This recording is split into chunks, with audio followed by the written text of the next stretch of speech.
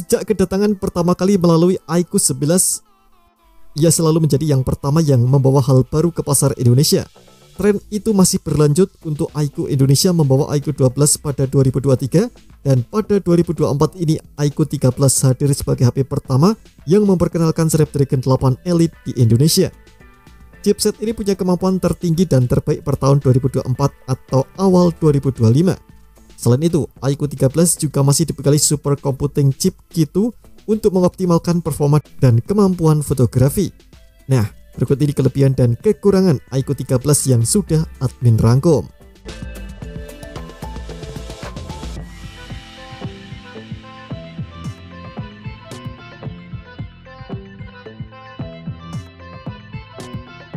Demi meningkatkan performa dari iQOO 12 yang memakai Snapdragon 8 generasi ketiga, iQOO 13 memakai chipset Snapdragon 8 Elite.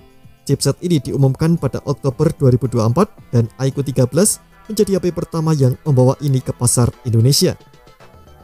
Snapdragon 8 Elite punya kemampuan yang meningkat cukup pesat dibandingkan Snapdragon 8 generasi ketiga. Bahkan beberapa orang menyebut kalau kemampuannya ini mampu menyaingi performa sebuah laptop. Hal ini tak berlebihan mengingat arsitekturnya yang digunakan pada core-nya bukan memakai Kryo tapi memakai Oryon, yang juga digunakan Qualcomm untuk perangkat laptop seperti Snapdragon X Plus dan Snapdragon X Elite. Snapdragon 8 Elite hadir dengan fabrikasi 3 nanometer, sedangkan CPU-nya menggunakan Qualcomm Oryon yang dirancang khusus, meliputi dari 2 core Oryon V2 Punic L dengan kecepatan 4,32 GHz dan 6 core Oryon V2 Punic M yang punya kecepatan 3,53 GHz. Qualcomm juga membuat arsitektur GPU baru yakni Adreno 830 dengan frekuensi 1100 MHz. Selain itu, chipset ini menggunakan ISP AI baru yang terintegrasi dengan NPU Qualcomm Hexagon. Dibandingkan Snapdragon 8 generasi ketiga, Qualcomm menyebutkan bahwa performa CPU-nya meningkat hingga 45%, sedangkan efisiensi dayanya 44%. Sementara untuk GPU-nya meningkat hingga 40% untuk performa dan efisiensinya.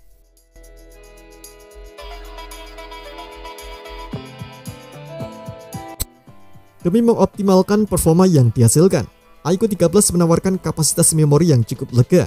RAM-nya berjenis LPDDR5X Ultra yang dipakai punya 2 varian, yakni 12GB dan 16GB. Anda mungkin bertanya-tanya arti Ultra dari penamaannya.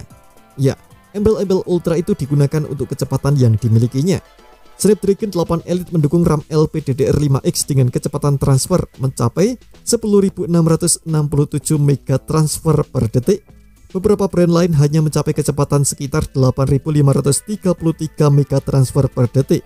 Sedangkan iQOO 13 mampu mencapai kecepatan 9.600 MB transfer per detik. Inilah maksud Ultra yang disebutkan oleh iQOO. Memori internalnya juga memiliki 2 varian yakni 512GB atau 1TB. Menariknya, iQOO 13 dirumorkan akan menggunakan jenis UFS 4.1 untuk salah satu variannya, mungkin untuk 1TB yang lebih besar. Jika iQOO 13 benar akan menggunakan UFS 4.1, artinya kecepatannya akan meningkat cukup pesat dari UFS 4.0. Kecepatannya diperkirakan akan memiliki batas bandwidth sampai 8GB per second. Angka tersebut 2 kali lipat dari UFS 4.0 yang ada di batas 4GB per second. Selain itu, iQOO 13 tak hanya mengandalkan Snapdragon 8 Elite saja untuk mengoptimalkan performanya, tapi juga didukung dengan super computing chip G2. Chip bikinannya sendiri ini mampu mengoptimalkan frame rate dan tampilan saat bermain game. Lalu, ada komponen 7K Ultra VC atau Vapor Chamber Cooling System.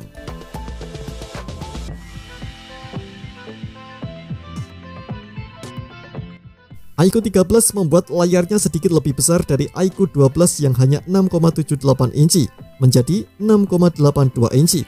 Hal ini meningkatkan angka rasio layar ke body mencapai 90,2 derajat. Sebab desain bezel di sekelilingnya juga tampak lebih tipis dan seimbang.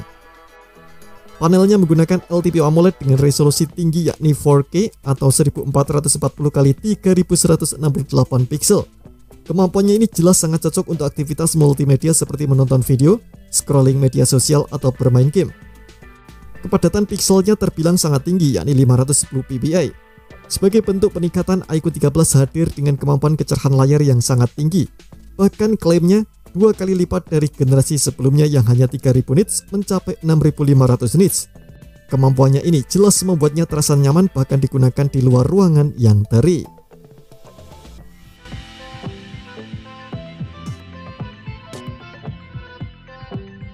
iQOO 13 memiliki senjata yang tak kalah penting untuk hadirkan kenyamanan dalam bermain game. Senjata itu adalah speaker dan konfigurasi stereo atau lubang ganda. Lubang speaker prime HP ini ada di sisi bawah dekat port USB-C, sedangkan speaker sekundernya ada di sisi atas. Kualitas stereo speaker yang dimilikinya ini menggunakan teknologi dari Snapdragon Sound. Selain itu terdapat fitur high-res audio yang membuat keluaran suaranya lebih rentang dan enak didengar. Sayangnya, iQOO 13 tak memiliki port audio jack 3,5 mm, sehingga Anda akan sedikit repot untuk menggunakan earphone berkabel. Namun Anda tetap bisa menghubungkan menggunakan converter atau sekalian menggunakan TWS atau earphone wireless.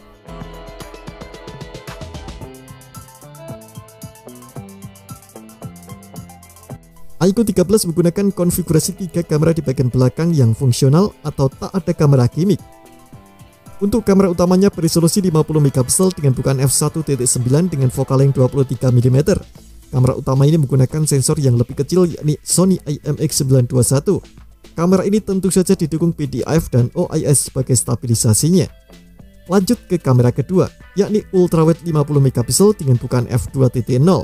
Sensor kamera yang digunakan ini masih sama seperti generasi sebelumnya. Kamera ini memiliki sudut pandang yang lebih luas dengan dukungan autofocus untuk mengatur fokus secara otomatis saat mode makro. Selain itu, iQOO 13 juga tak lagi menggunakan sensor periskop telefoto, tetapi telefoto 50 megapiksel. Kamera ini punya bukaan f1.9 dengan focal length 46 mm. Ukurannya cukup besar yakni 1/2,93 inci. Kemampuan perbesarannya memang tak sejauh periskop telefoto. Telefoto pada iQOO 13 mendukung PDAF dan OIS dengan 2 kali optical zoom. Meski tak terlalu jauh, setidaknya ada OIS yang membuatnya tetap stabil saat proses pemotretan. Terkait perekaman videonya, hanya kamera utama yang bisa sampai 8K di 30 fps. Kamera ultrawide dan periskop bisa sampai 4K 60 fps.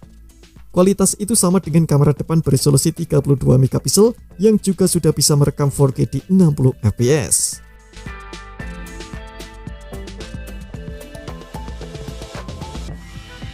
Salah satu kelebihan lain dari iQOO 13 adalah memiliki konektivitas dan sensor yang cukup lengkap. Misalnya fitur AR Blaster, NFC multifungsi, Bluetooth 5.4 sampai Wi-Fi terbaru yakni Wi-Fi 7.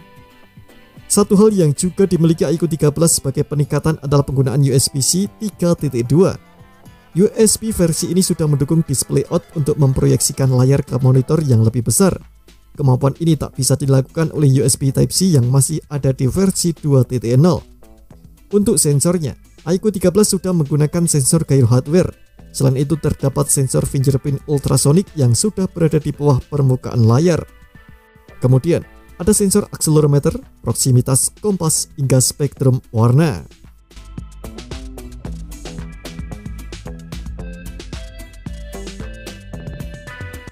iQOO 13 hadir dengan kapasitas baterai yang cukup besar yakni 6150 mAh. Tenang, meski kapasitasnya besar, HP ini tak memiliki bodi yang tebal.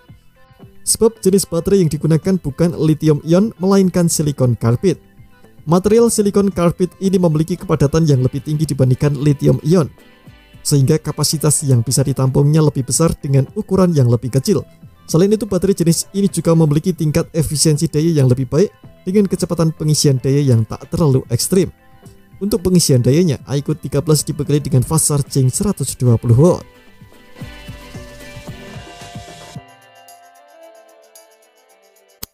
iQOO 13 masih menggunakan tampilan desain yang mirip dengan generasi sebelumnya yakni iQOO 12. Modul kameranya masih dibuat persegi dengan sudut yang membulat. Bedanya, iQOO 13 menempatkan 4 lingkaran di dalam modulnya yang diisi oleh 3 kamera dan 1 LED flash. Salah satu peningkatan yang mungkin paling kentara dari desain iQOO 13 adalah adanya RGB LED light. Lampu RGB ini disimpan di tepi modul kamera, sehingga Anda bisa melihat tepi modul kamera yang menyala untuk beberapa aktivitas seperti mengisi daya, notifikasi, panggilan, bahkan mainkan musik.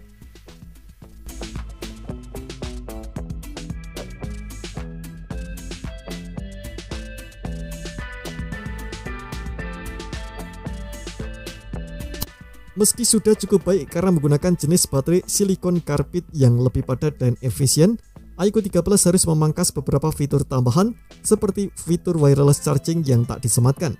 Padahal HP di kelasnya termasuk generasi sebelumnya yakni iQOO 12 Pro sudah menggunakan fitur tersebut. Selain itu, HP ini juga masih belum memiliki fitur bypass charging. Fitur ini memang belum hadir di HP milik iQOO ini, padahal ia memasarkan produk miliknya sebagai HP dengan kecepatan performa tinggi untuk aktivitas gaming. Jika saja ada fitur bypass charging, aktivitas gaming atau lainnya bisa dilakukan lebih panjang, sebab Anda tetap bisa memainkan HP sambil mengisi daya.